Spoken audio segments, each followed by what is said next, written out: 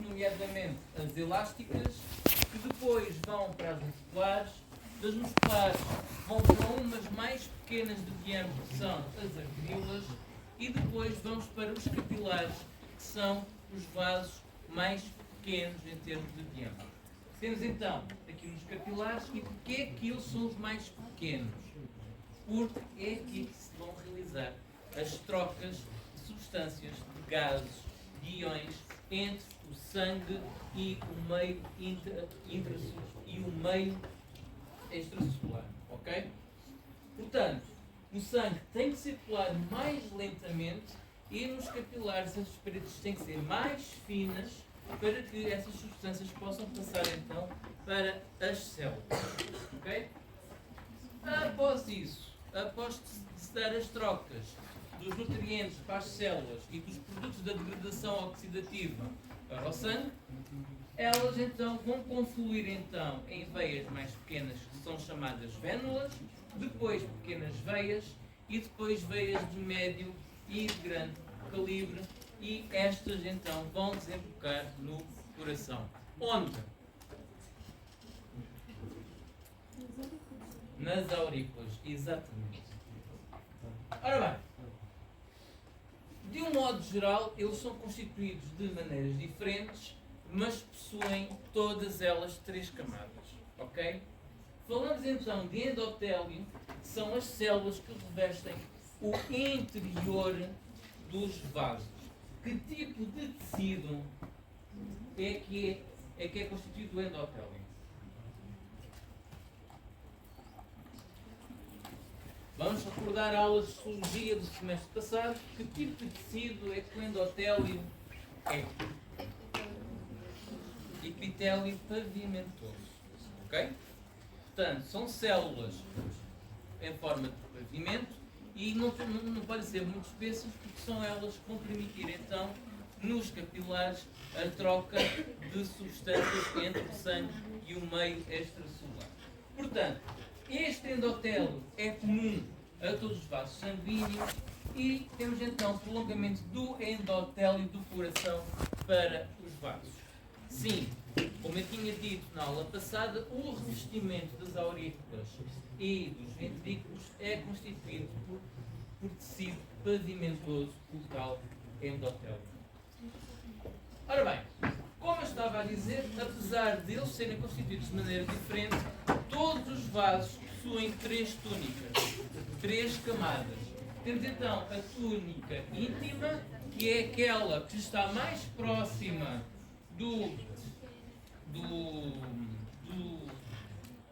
ajudem-me.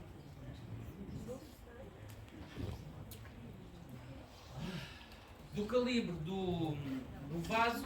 Temos depois a túnica média, que circunda a túnica íntima, e depois temos a adventícia, que é aquela última que cobre o vaso por completo.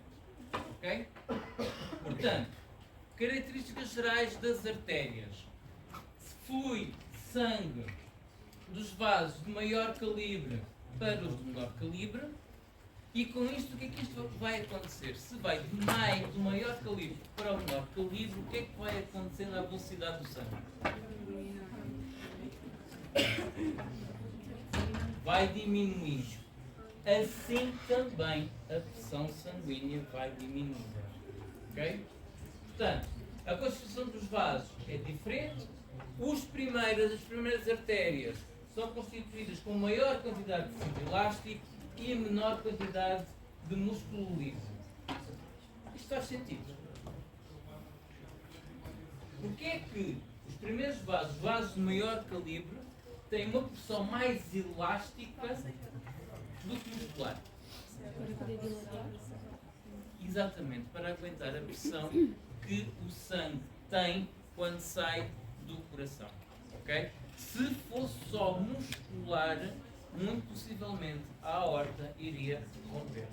Portanto, aqui temos então o colagênio, que vai ser um fator importante para conseguir aguentar a pressão sanguínea quando o sangue sai do coração.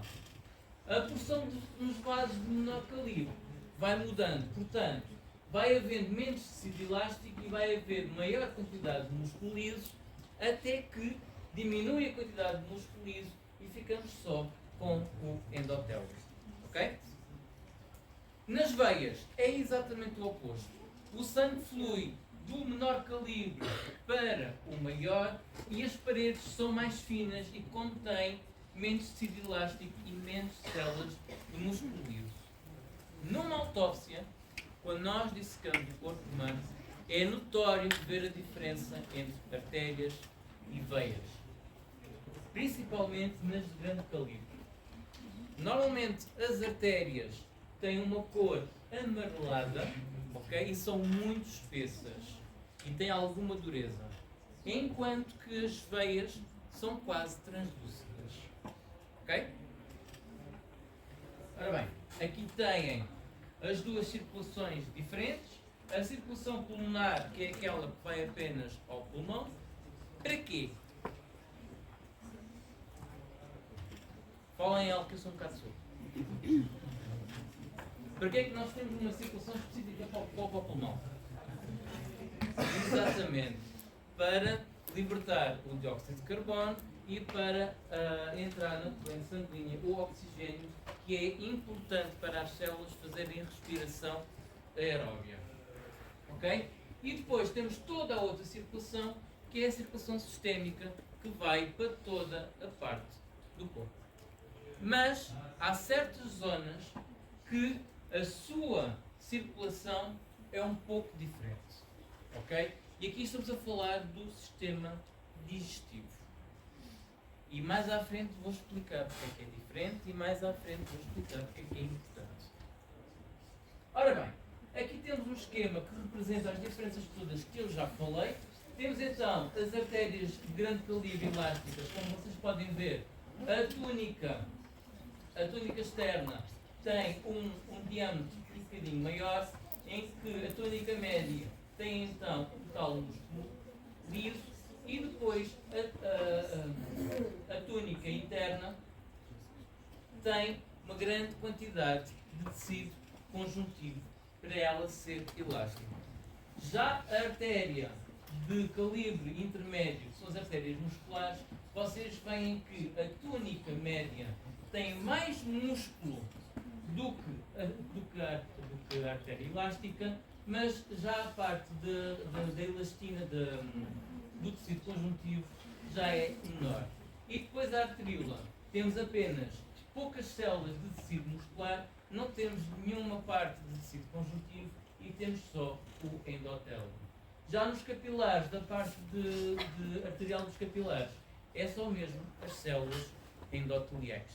Da parte das veias, por contraposto, temos exatamente nos capilares, as veias capilares, é só endotélio, e depois nas vénulas, então, temos uma pequena camada de tecido liso e uma pequena camada de tecido conjuntivo, e como vocês podem ver, pouco vai variando a sua estrutura. Por simplesmente vão tendo mais camadas, mas não tão em grande número como nas artérias. Até porque o propósito é diferente. Okay? Apesar de, tanto nas artérias como nas veias, existe o transporte do sangue, as artérias têm outros fatores que têm que suportar que as veias não têm. Okay? Enquanto que as artérias vai do coração para todo o corpo, portanto tem que suportar a pressão sanguínea exercida através da contração do ventrículo esquerdo. Já as veias levam o sangue de toda a parte do corpo até ao coração. É como se fosse um rio muito mais calmo e muito menos turbulento. Ok? Portanto, não há necessidade de as veias terem uma maior componente de células do que as artérias. Perceberam isto? Ora, túnica íntima média e adventícia. A túnica íntima, como eu já tinha dito, é constituída primeiramente do interior para o exterior pelo endotélio e depois tem uma membrana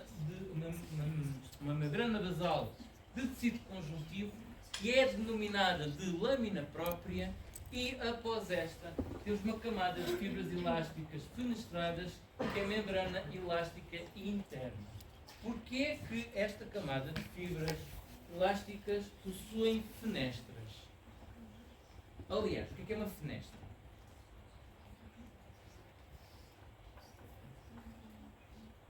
Alguém daqui fala francês? Mais ou menos. Francês. Como é que se diz janela em francês? Uma fenêtre, não é? Portanto, as fenestras são pequenos orifícios, pequenos buracos, pequenas janelas que têm que existir para haver uma comunicação, ok?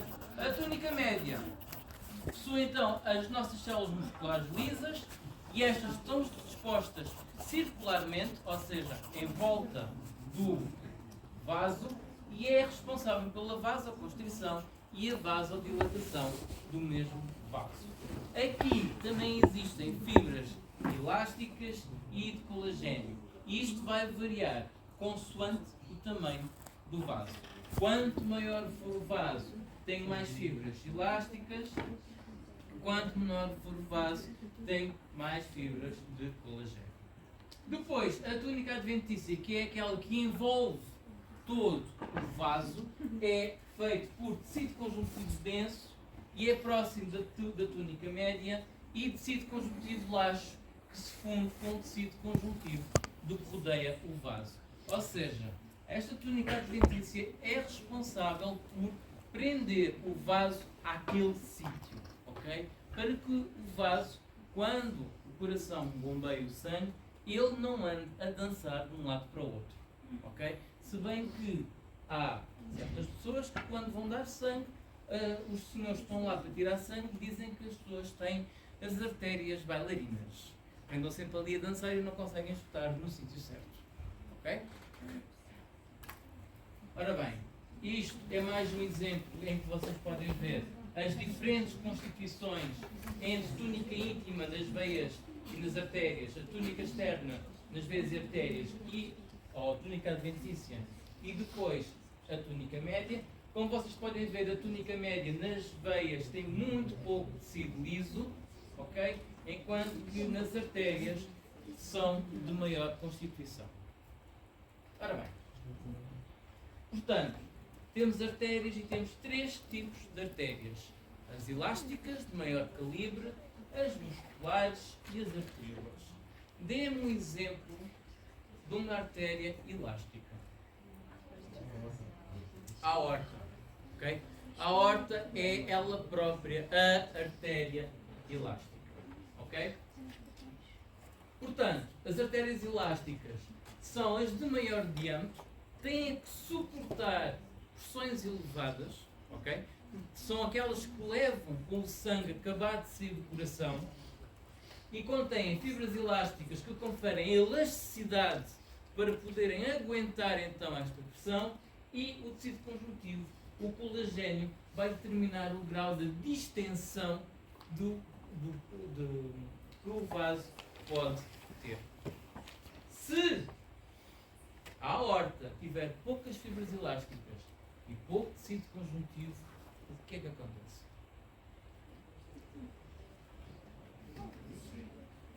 Antes de romper, cria um aneurisma. O que é o aneurisma? Rompe-se a parte da túnica íntima e o sangue vai-se acumulando sobre as outras camadas, provocando tipo como se fosse uma bolha de sangue. Ok? Só é problemático se o aneurisma rebentar. Tudo bem? Ora bem, aqui a túnica íntima é espessa. E porquê é que é espessa e não é só uma camada de células? Porque nestas artérias não é função fazer a difusão dos nutrientes e dos gases para os tecidos. Pura e simplesmente é apenas de transporte do sangue para as outras artérias. Ok?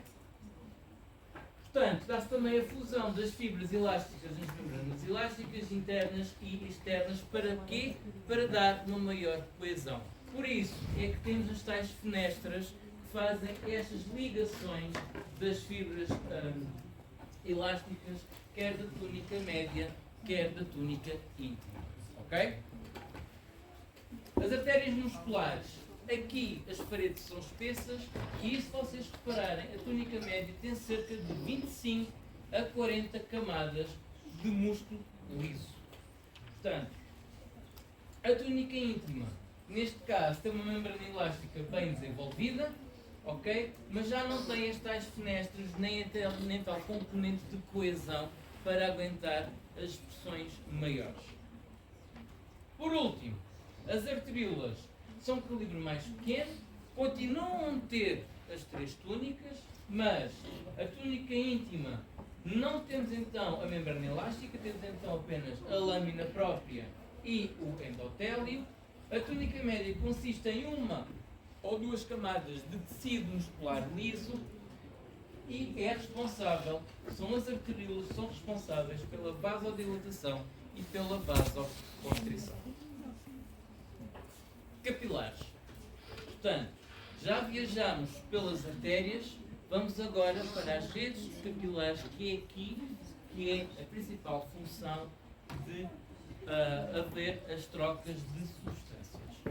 Portanto, as camadas de células endoteliais assentam sobre a membrana basal, tal e qual como as artérias, e na face externa da membrana basal é feito por tecido conjuntivo laxo, que vai se fundir com tecido conjuntivo que rodeia o capilar.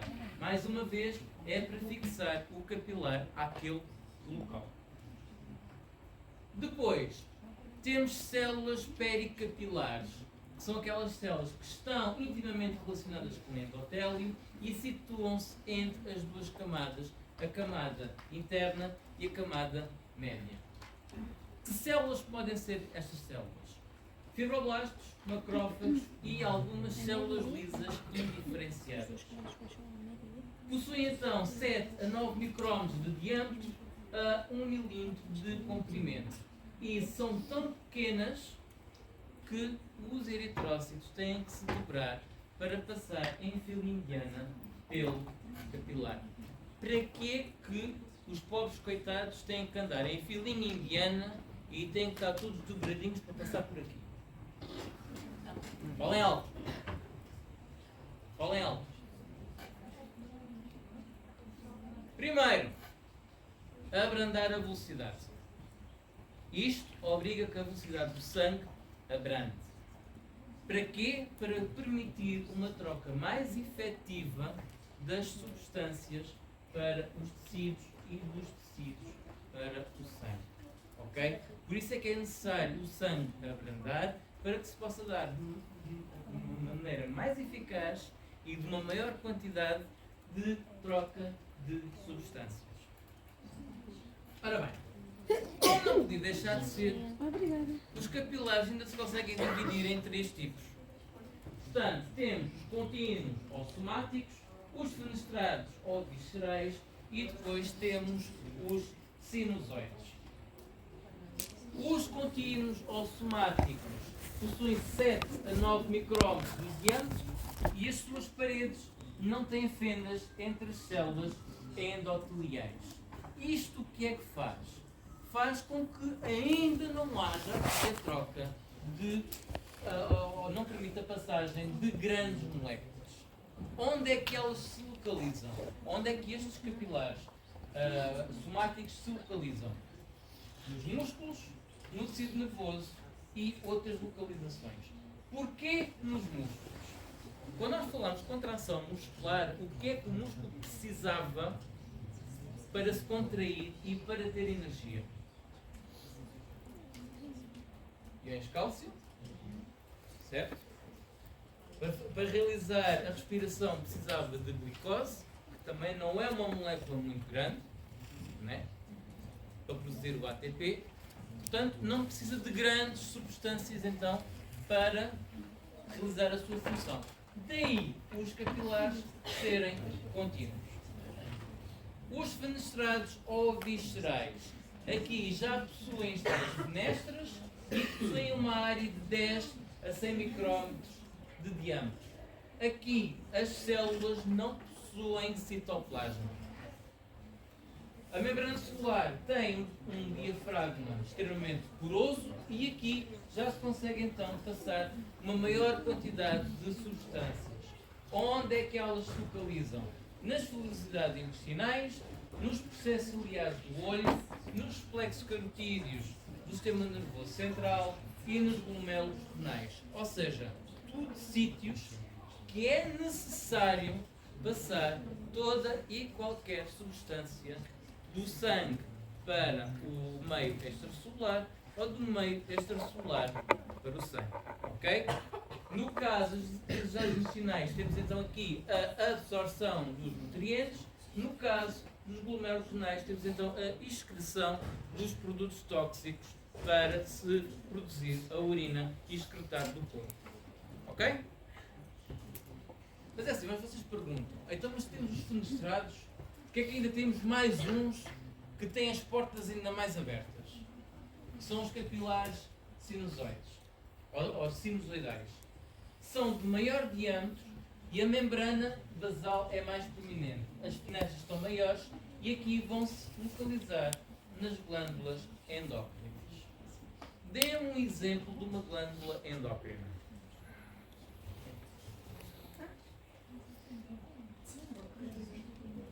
Temos vários. Está bem? Mas também não são muitas. Suprarrenal. Muito bem. Mais um exemplo. O quê? Diga. Tiroide. Muito bem. Mais outra. Pâncreas. O que é que o pâncreas produz para o sangue? Meninos, o que é que o pâncreas produz para o sangue? A insulina. Vocês já viram o tamanho molecular da insulina? A insulina é uma proteína imensa, grande, ok? Por isso é que estes capilares quase que só têm uma célulazinha e o resto é composto por fenestras. Portanto, por aqui podem passar então macromoléculas, nomeadamente hormonas e proteínas de grande dimensão e, em alguns casos, células completas. Ok? Portanto, temos então depois os sinusoides que são maiores do que os capilares sinusoides e a membrana basal aqui é completamente escassa ou completamente ausente e permite a passagem de moléculas e até de células. Aqui há sempre presença de macrófagos no endotélio. Onde é que estes se localizam? Fígado e medula óssea. Porquê no fígado e porquê na medula óssea?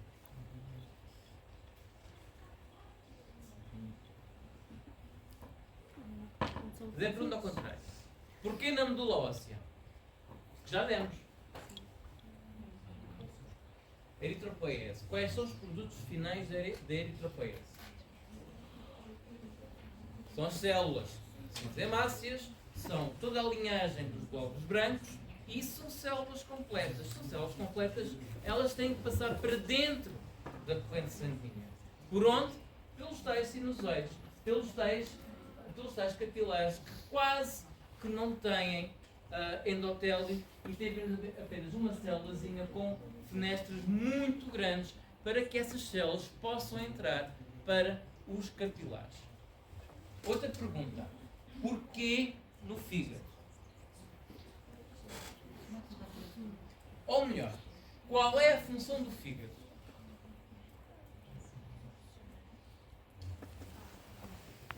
O fígado serve só para que quando vocês bebem shots dizerem acabou, já não dá mais, vou vomitar. É isso? E para-se e no dia seguinte está-se de ressaca e depois continua. Só que continua-se é para não estar de ressaca. Também já sei esse. Mas o que é que o fígado faz? Intoxica o sangue? Desintoxica o sangue. Porquê? De onde é que vem este sangue todo do fígado para o fígado desintoxicar o sangue? vem do sistema digestivo. Portanto, tudo o que é absorvido pelo sistema digestivo vai então para o sistema entérico, que vai desembocar numa veia que é a veia porta, e a veia porta é o local de entrada de todas as substâncias absorvidas no intestino, que vai para o fígado, e o fígado vai metabolizar então essas substâncias. Como são substâncias grandes e até algumas células, nomeadamente algumas células que os macrófagos foram buscar e foram comer e foram neutralizar, é no fígado depois que eles vão ser deteriorizados, e por isso os sinusoides têm que ter estas características para passar este tipo de substâncias. Entenderam? Portanto, capilares sinusoides e sinusoides têm a função da difusão. A difusão é feita através das células endoteliais, através das fenestras e por entre as células endoteliais. E também pode-se dar por pinocitose. Ainda se lembram do que é a pinocitose?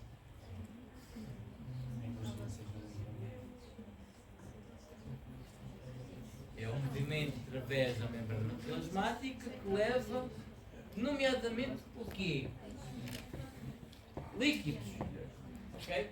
São aquelas vesículas que circulam líquidos e fazem então o transporte de um lado para o outro. Ok?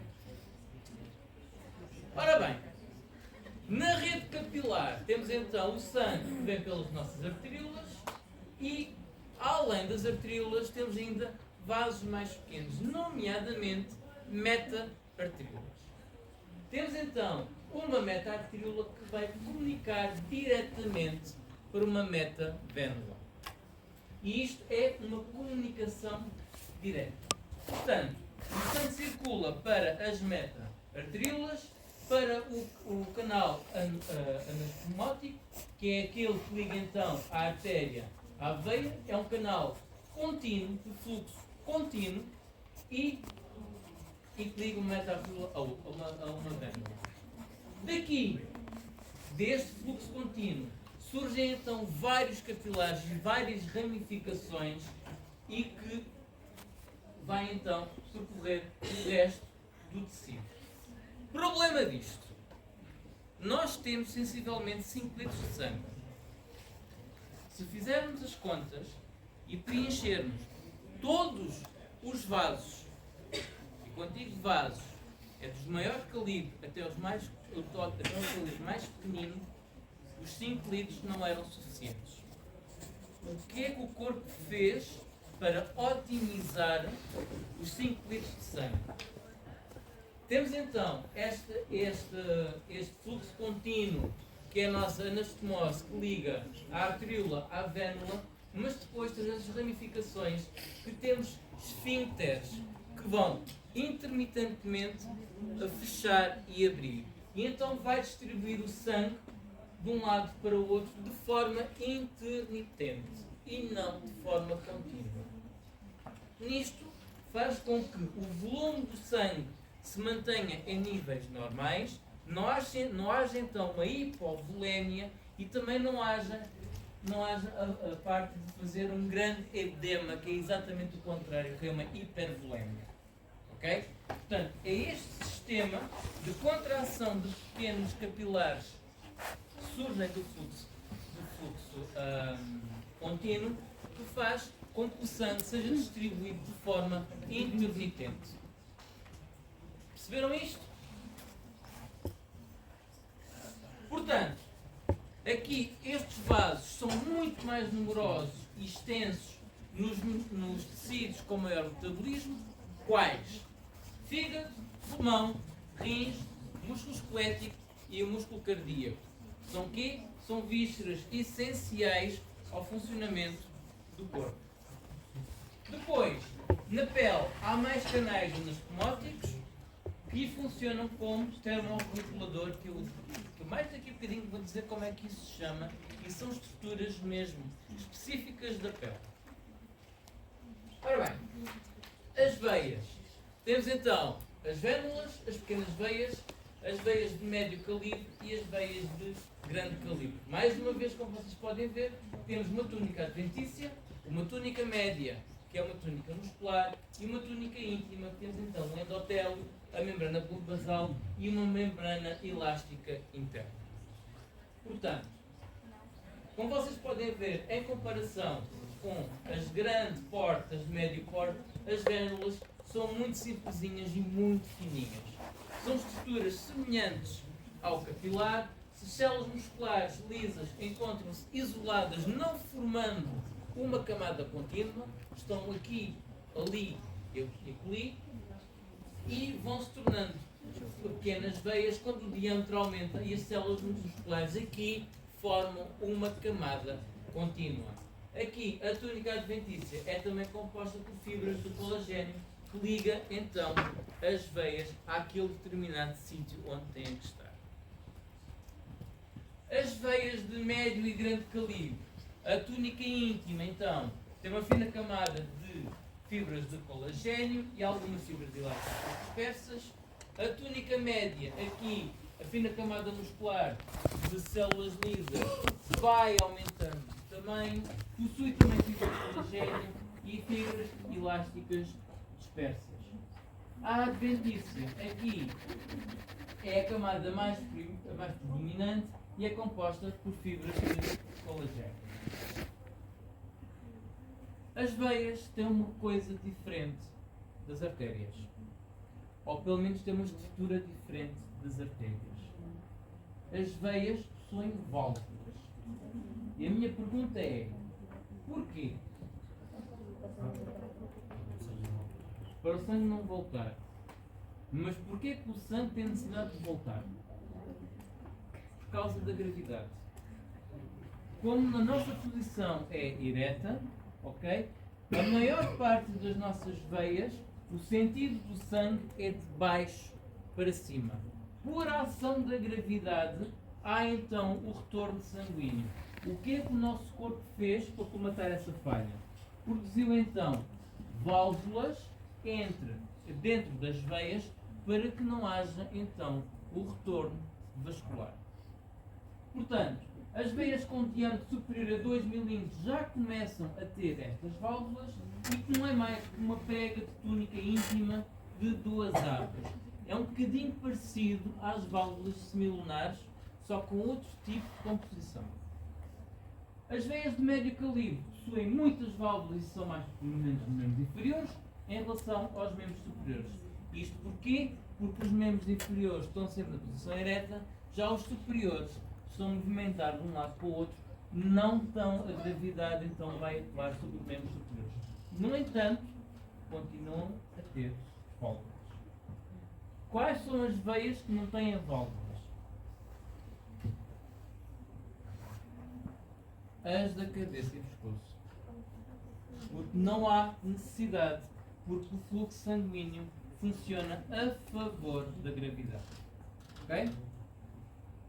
Ora bem, e a minha pergunta é: ok, temos aqui estes vasos todos, têm muitas camadas, não sei o quê, mas os vasos de maior calibre, o sangue que passa por dentro desses vasos, não vão alimentar as células dos vasos. Não é essa a função dos vasos de grande calibre. Portanto, vamos ter outros vasos que vão alimentar vasos. E então temos os vasovasórum. Os vasovasórum são vasos que formam uma rede capilar na túnica adventícia e na túnica média em vãos com um diâmetro superior a 1 mm.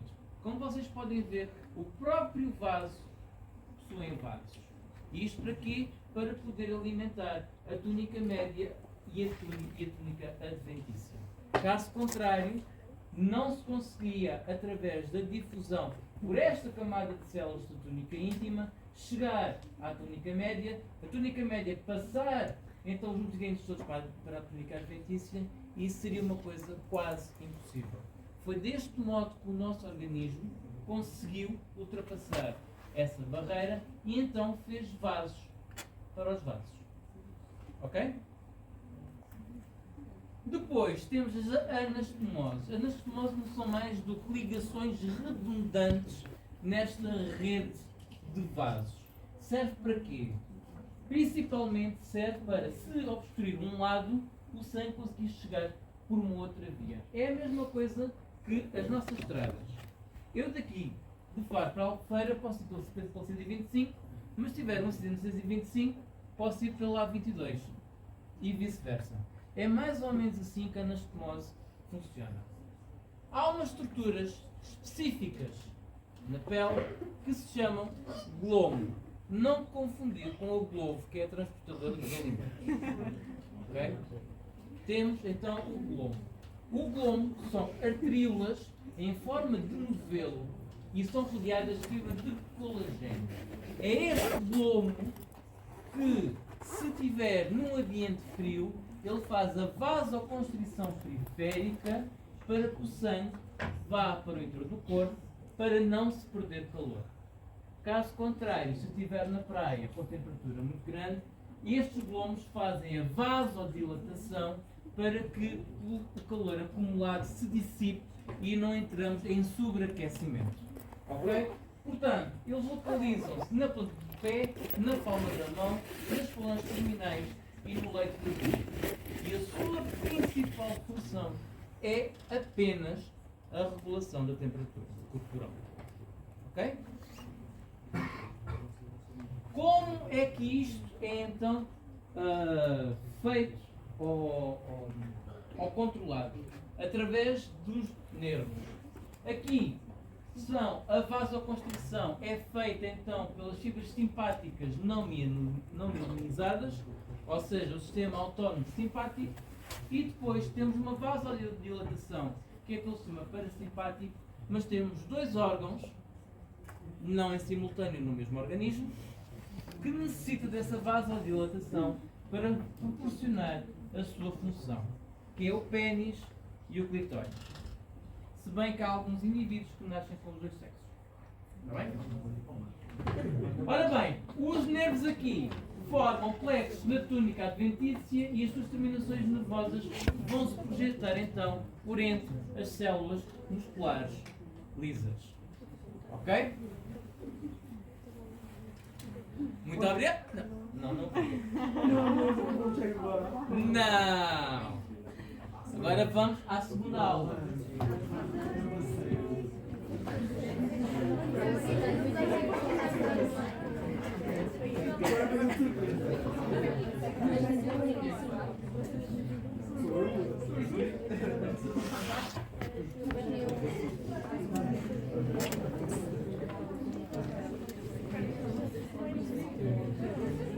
Ora bem.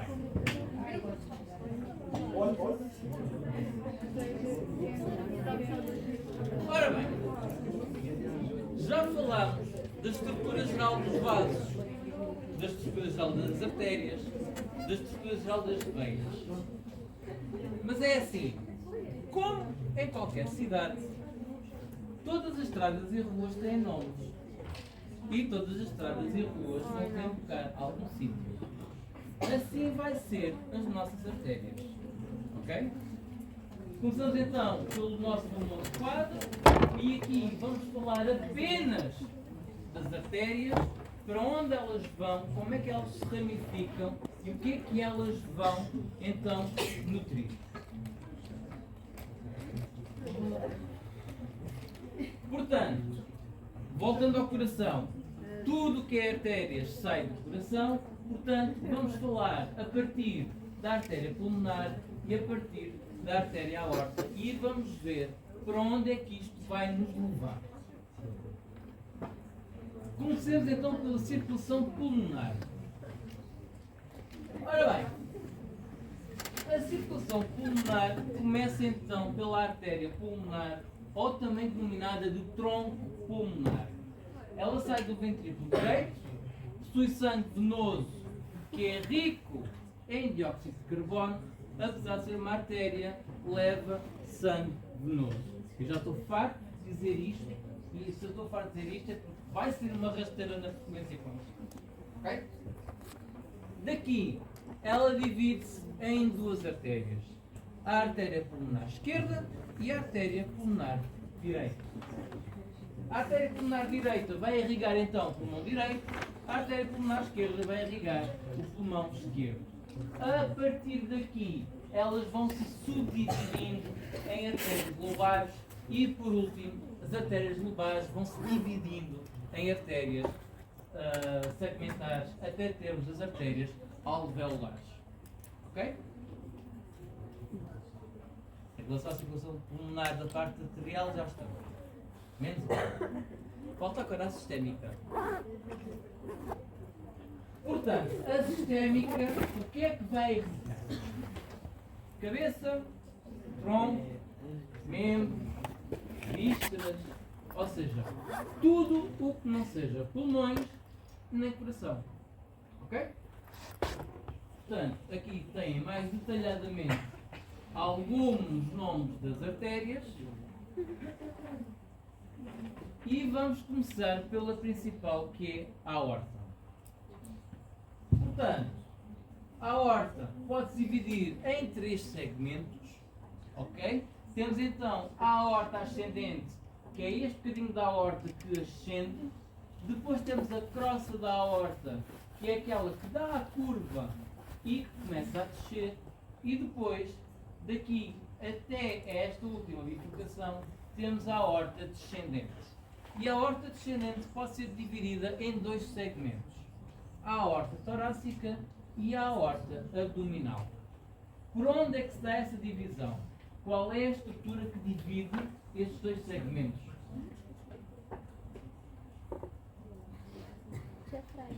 Não é que a aorta esteja entupida, não. Qual é a estrutura que faz a fronteira entre a aorta torácica e a aorta abdominal?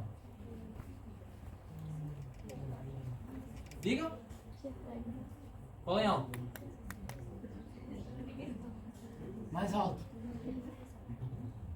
O diafragma. Ok?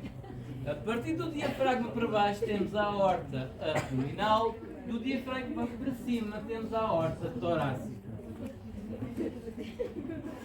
Difícil. Ora bem, a aorta ascendente, então, ela encontra-se ao nível da vértebra T4, ok? E tem cerca de 2,8 cm de diâmetro e 5 cm de comprimento. Ou seja, este espaço verde, em termos de altura, é mais ou menos 5 cm.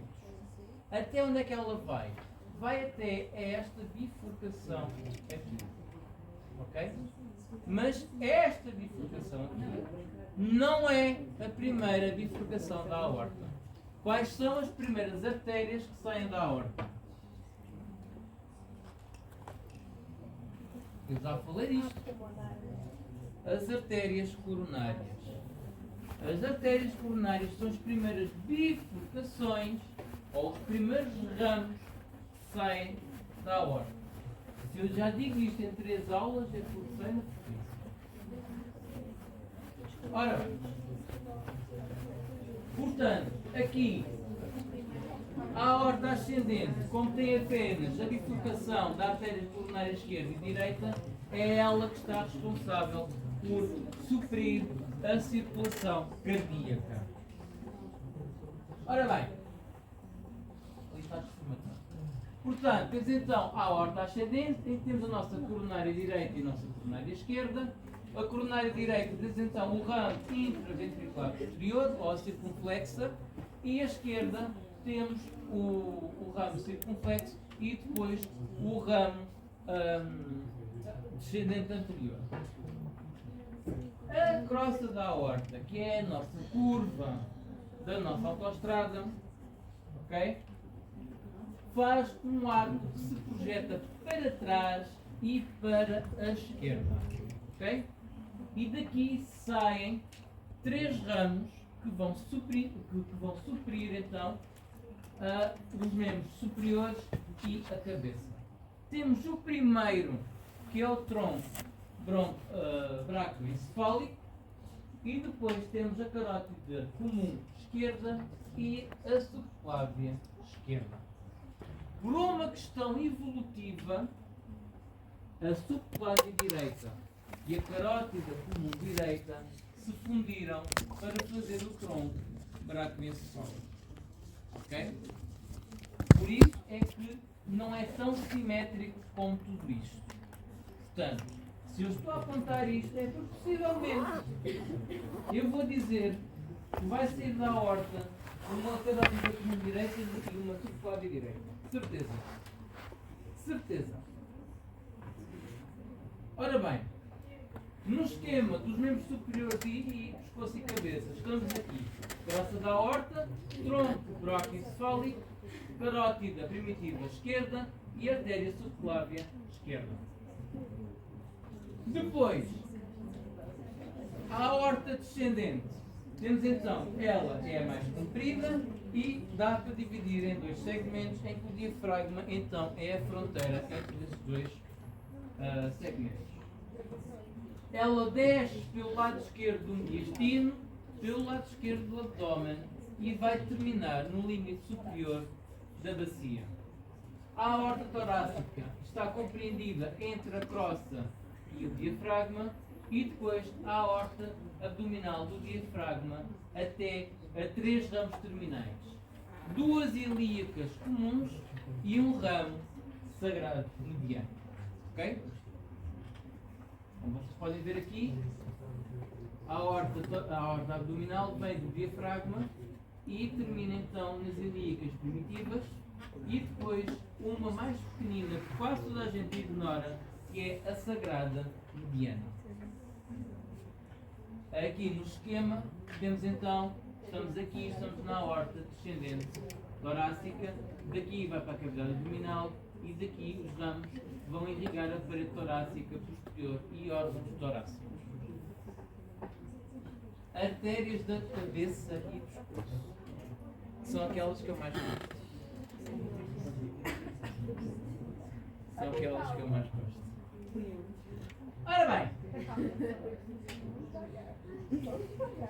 Ora bem, e vamos devagar mesmo. Agora vamos devagar, porque se calhar é a estrutura que tem mais artérias, é o pescoço e a cabeça.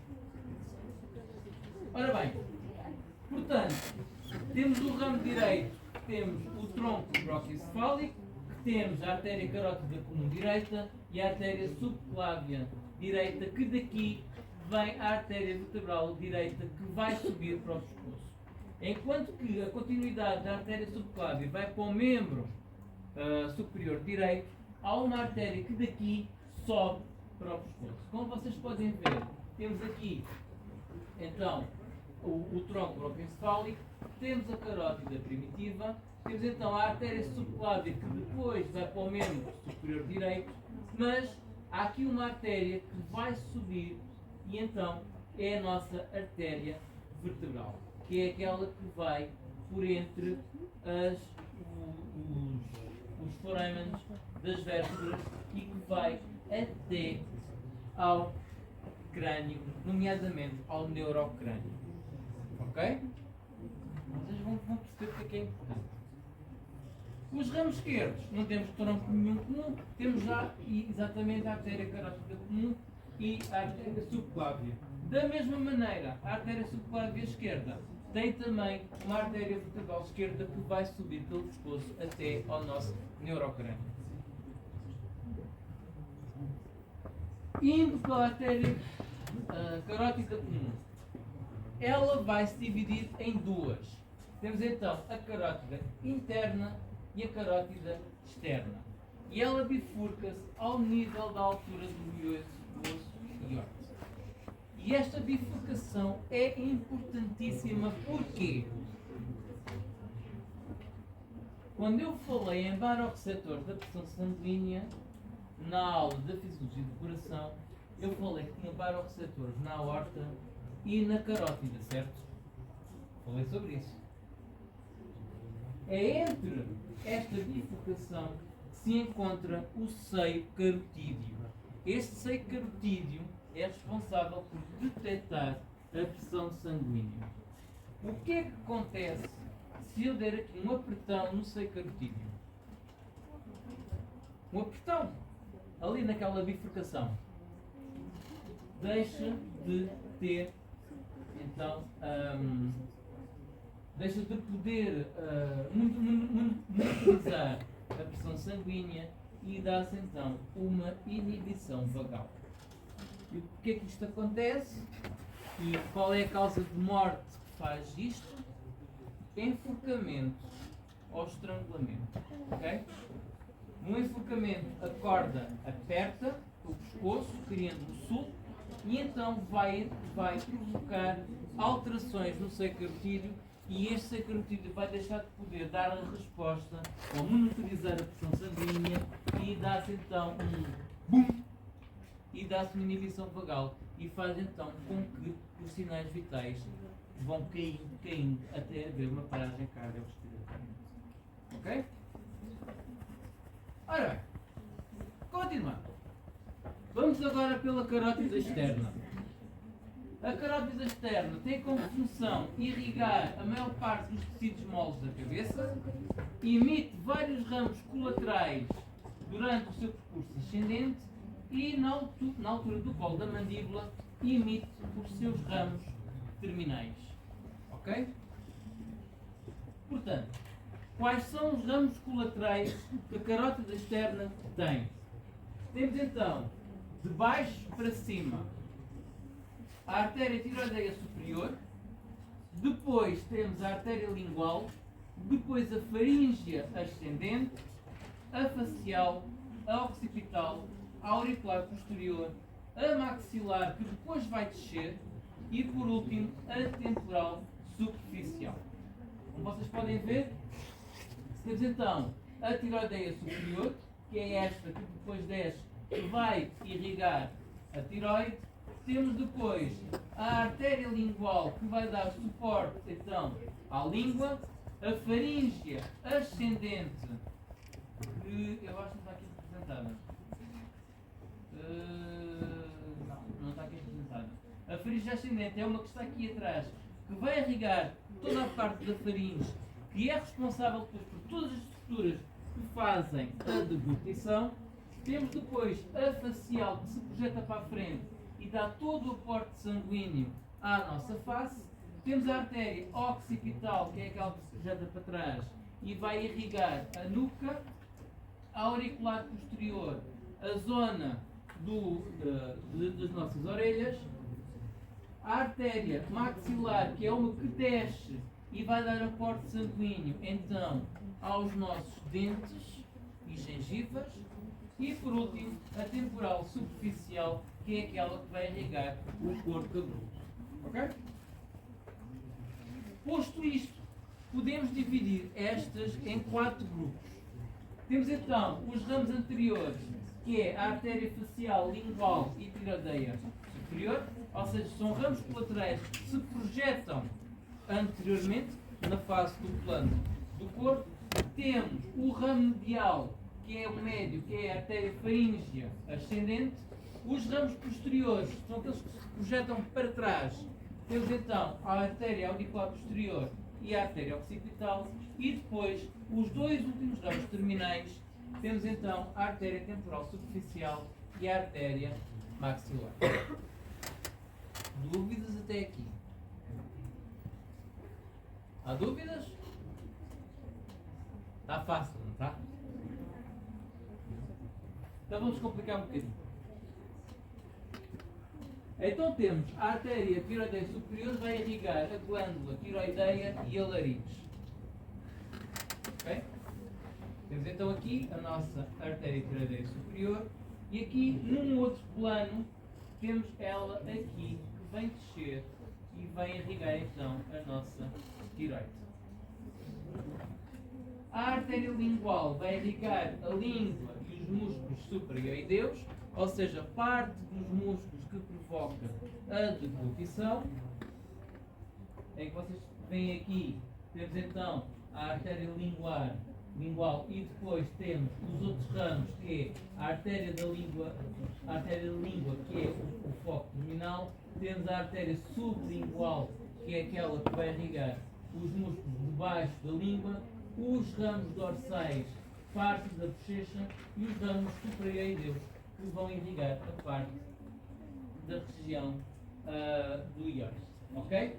Então, subeoideus, músculos subeoideus, dorsais, músculos superiores da língua, umbilical, sublingual, temos a região sublingual, a glândula sublingual e a artéria profunda da língua, os músculos médios e anteriores da língua, propriamente dita. Ok? A artéria faríngea ascendente, o que é que vai irrigar? Vai irrigar a faringe, os músculos profundos do pescoço, parte do ouvido médio, parte do palato mole e parte das meninges que revestem a parte posterior do cérebro. Ok? A facial é aquela que vai irrigar grande parte da face, mas é aquela que tem mais ramos colaterais. Portanto, temos então a artéria palatina ascendente, que é logo o primeiro. Temos os ramos glandulares, a artéria submentual, a artéria do lado inferior, a artéria do lado superior e a artéria angular. Ok? Se vocês repararem, o nome delas tem a ver com os tecidos que elas irrigam. Aqui o ramo angular tem a ver com o ângulo do nariz. Ok? Para mais fácil de decorar. Depois, a artéria palatina ascendente vai então irrigar só e apenas o palato mole, os ramos glandulares, as glândulas submandibulares, são estas aqui, ok? Tem mais pormenor. A artéria submentual vai então irrigar os músculos da região do mento ou do queixo, a artéria do lado inferior, todo o lado inferior, do lado superior, todo o lado superior, e depois a angular, que é o ramo terminal, vai então irrigar toda esta parte da face e vai realizar uma anastomose com a artéria oftalmica, que é um ramo colateral da carótida interna. Ok? Portanto, temos aqui uma anastomose que, caso falhe de um lado, há o aporte sanguíneo do outro. E isto é de extrema importância. Ok? Ora bem, a artéria occipital vai irrigar então todos os músculos da zona occipital e parte do couro cabeludo, nomeadamente a parte posterior do couro cabeludo. Irriga também a artéria auricular posterior. O que é que ela vai irrigar? A orelha interna, células mastoideias, o pavilhão das orelhas, as glândulas parótidas e a própria articulação temporomandibular. A artéria maxilar, aqui é uma daquelas artérias que, apesar de o ramo colateral sair da artéria coronária externa muito em cima, ela desce e vai irrigar o quê? Os tecidos mais profundos da face. Nomeadamente também vai irrigar os alvéolos dos dentes superiores e dos dentes inferiores. E aqui ela vai se dividir em 4 grupos. O grupo descendente, o grupo superior, o anterior e o posterior. Portanto, no grupo descendente temos a artéria alveolar inferior, em que vai ter um ramo colateral que é o ramo mieloideu e vai então irrigar o músculo mieloideu e o vento anterior do músculo digástrico. Os ramos dentais e perodentais vai então irrigar a polpa dos dentes inferiores e a artéria mental é aquela que vai irrigar então o lábio inferior e a gengiva anterior e inferior. Ok? O grupo descendente, temos então os ramos pterigoideus que vão irrigar os músculos responsáveis pela mastigação e depois temos a artéria mesentérica e a artéria bucal que vai então irrigar o músculo bucinador e propriamente toda a região da bochecha. No grupo ascendente temos a artéria meníngea média, aqui vai irrigar a dura mater e o gânglio trigeminal, que nós já falamos quando falamos do encéfalo. Ok? As artérias temporais profundas, posteriores e anteriores também vão irrigar músculos responsáveis pela mastigação. É provável que possa sair numa das versões da frequência a perguntar quais são as artérias responsáveis pela irrigação dos músculos da mastigação ou da deglutição. Ok? É provável que vá ser em dietética e nutrição. Provável.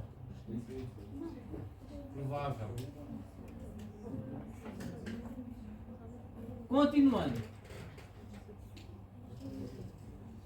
Eu prometo que às 7 horas acabo.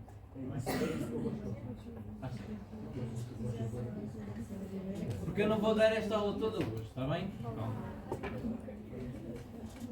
A artéria maxilar, a parte do grupo anterior. Quais são as artérias que temos? Temos então as artérias alveolares superiores e posteriores e a artéria infraorbitária. Alveolar superior posterior vai irrigar então a polpa e o peridonto dos molares e pré-molares e a gengiva vestibular posterior. Enquanto que a artéria infraorbitária vai-se então ter um ramo colateral, que é a artéria alveolar superior, que por sua vez vai ter outro ramo, que é a medial e a anterior. E estas aqui vão irrigar então os dentes anteriores e tecidos moles do terço médio da face. O grupo posterior, temos então a artéria palatina descendente, que tem um ramo colateral das artérias palatinas maior e menor, e isto vai irrigar a parte posterior dos palatos duro e mole. Ou seja, são aquelas que entram para as cavidades nasais.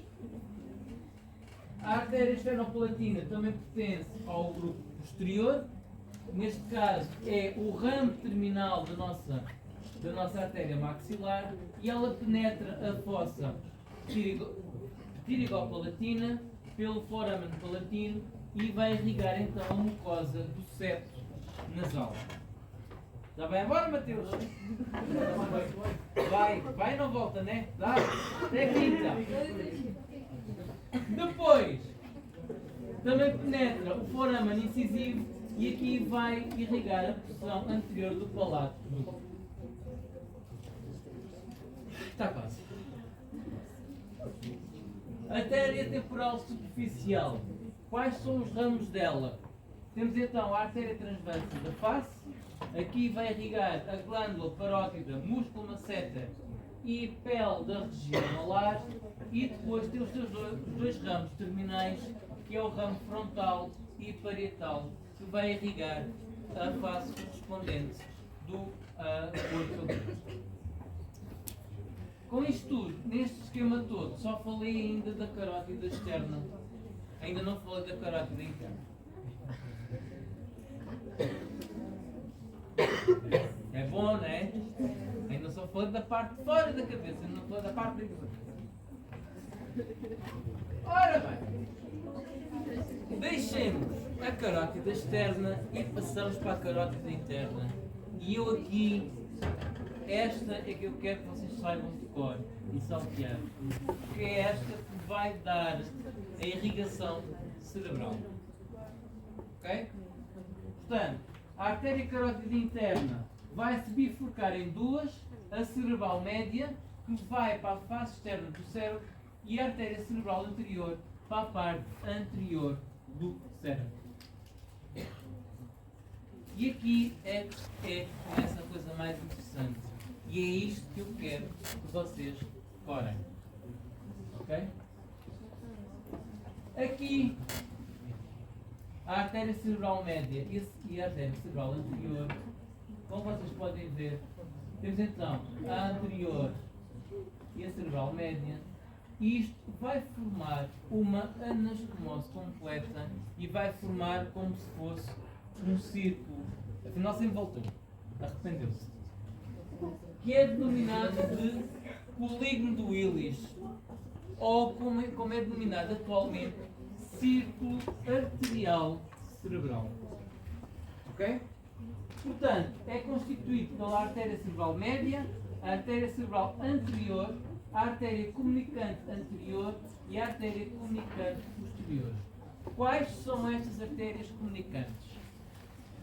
A anterior é aquela que comunica então entre a artéria cerebral anterior esquerda e direita, e isto faz uma anastomose. E depois temos as artérias comunicantes posteriores, que são estas que vão ligar então as artérias cerebrais aqui à nossa artéria basilar. Ok? E isto faz um círculo de anastomose. Função importante disto: se eu tiver uma obstrução aqui, consigo ou não consigo com que haja sangue por outra via para chegar àquele lado? Tem. Não vai pela frente, vai por trás. Ok? Má escolha de palavras.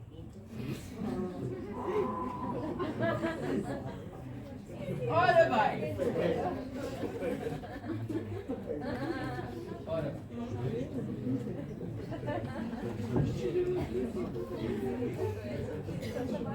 Eu sou tão maturo como vocês.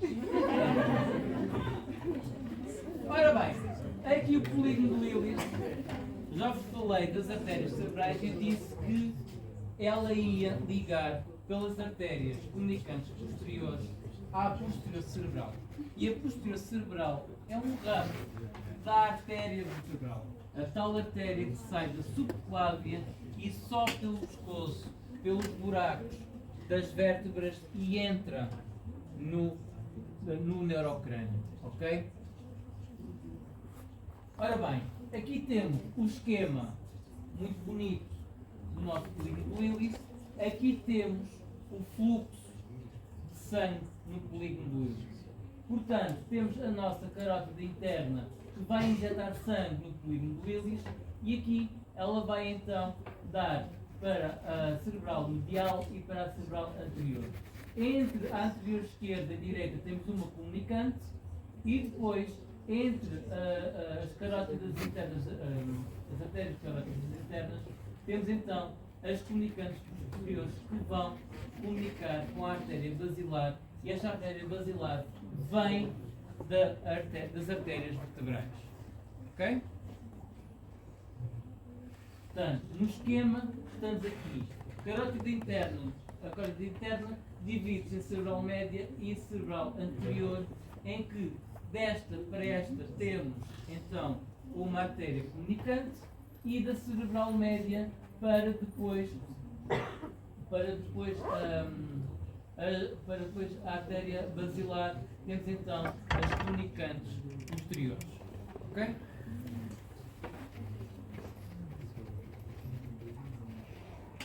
Ora bem,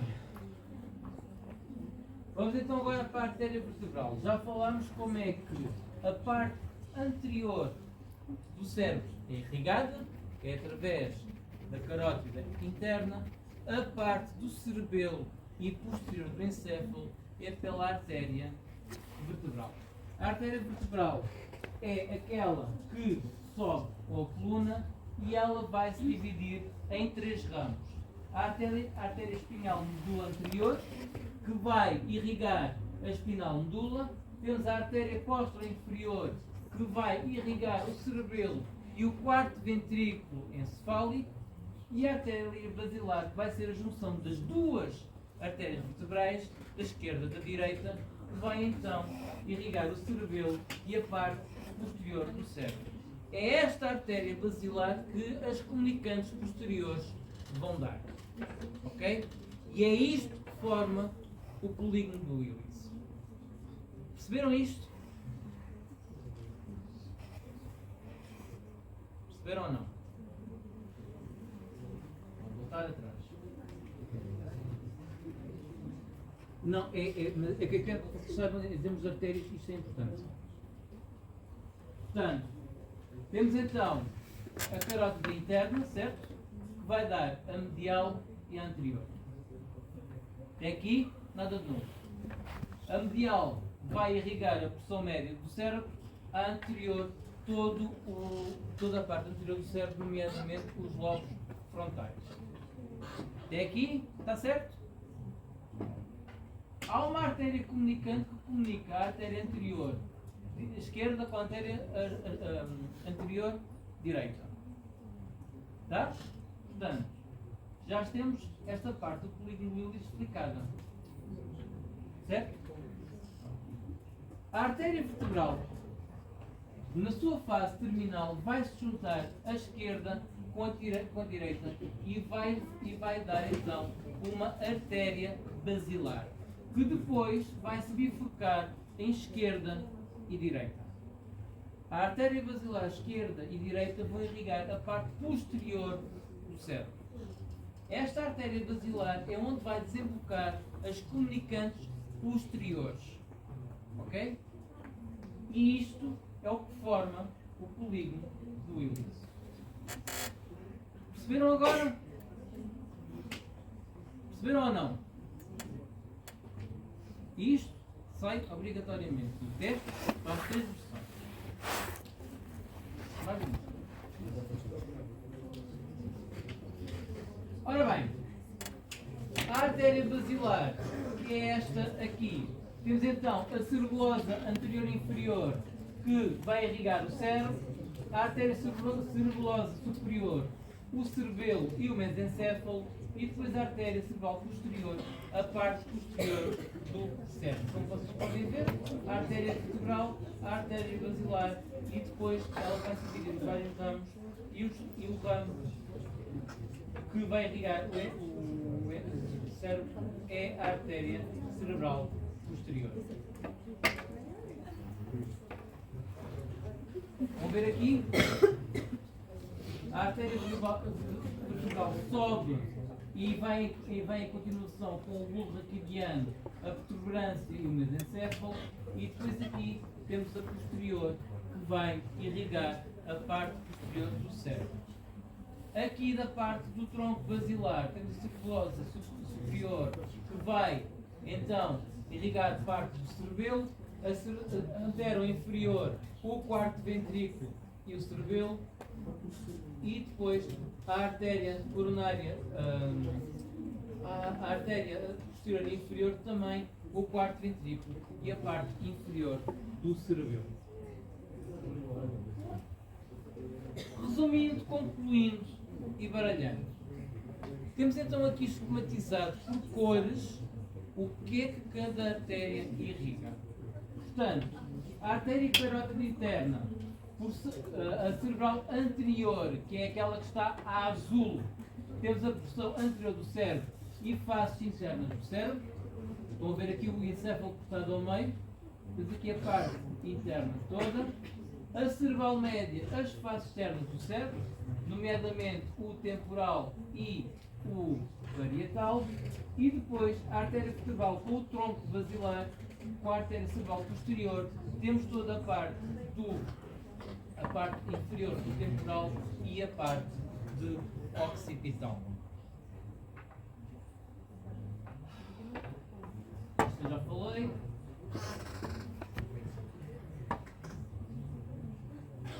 Em termos de cabeça, estamos conversados. Ok? Vamos agora falar do membro superior.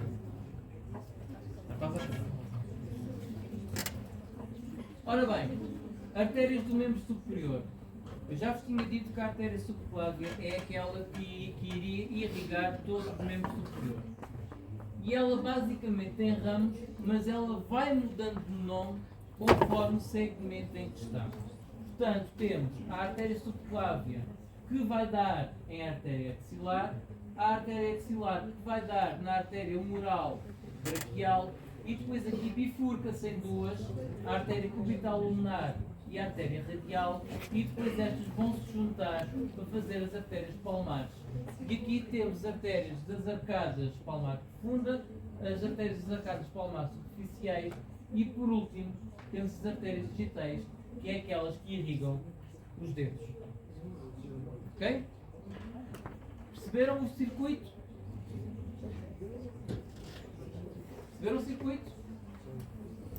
Subclávia, que dá à axilar direita, que dá à braquial direita, que depois divide em radial e lunar, que depois vão se juntar para dar então as arcadas palmares superiores e as arcadas palmares inferiores, e por último estas juntam-se para depois darem as arcadas digitais, que são aquelas que vão irrigar os dedos.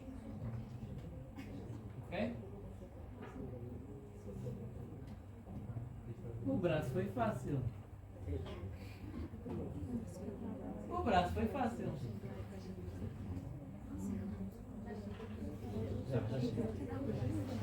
Hoje ficamos por aqui. Ah, calma! Hoje ficamos por aqui. Eu disse que esta semana íamos andar a mim. Portanto, estamos nas artérias torácicas, temos que dar as artérias abdominais, os membros inferiores, e a próxima aula vamos dar todas as veias. Ok? Portanto, a próxima aula vai ser tão compacta como esta. Ok? Por isso peço paciência para a próxima aula e que venham bem dispostos.